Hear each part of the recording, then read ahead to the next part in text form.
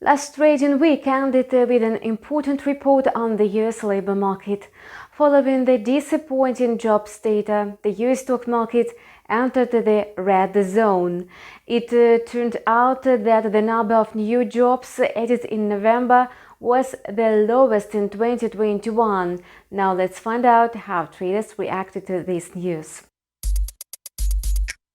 The US dollar index, which measures its value against the basket of 6 major currencies, was close to slipping below 96, but still managed to hold near the level of 96.16 at the end of the session.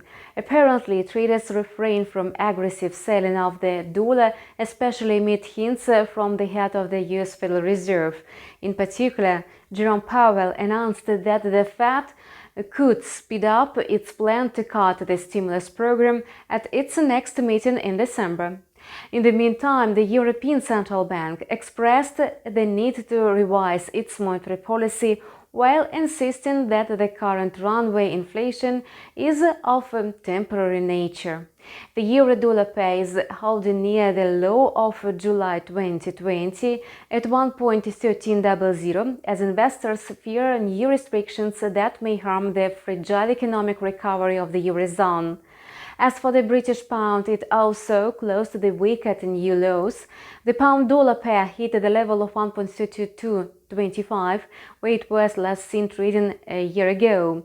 The market sentiment worsened amid doubts as to whether the Bank of England is going to raise the key rate in the near term. The head of the central bank expressed concern about high inflation and risks for the economy. His overall position was very cautious. Speaking about Bitcoin, it saw a massive plunge last week. At the end of the weekly session, Bitcoin depreciated by more than 15%, having dropped below the level of $50,000 per token.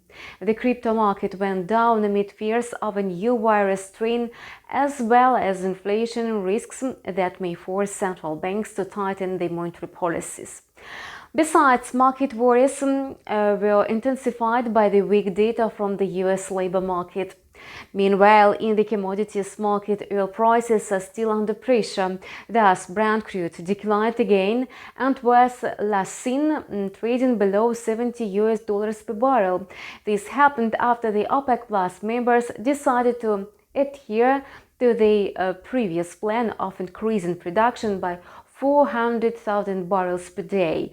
At the same time, the US expressed its eagerness to curb the rise in oil prices. Earlier, the US announced it was going to release its strategic oil reserves, so this was the sixth straight week of losses for oil traders.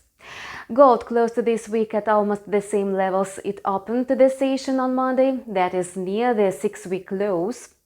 The current price movements demonstrate overall uncertainty in the market in the wake of the ambiguous situation around the virus situation and the plans of the Fed to raise the key rate. You're watching Currency and Commodities Market Review on InstaForex TV channel. Thank you for watching and see you.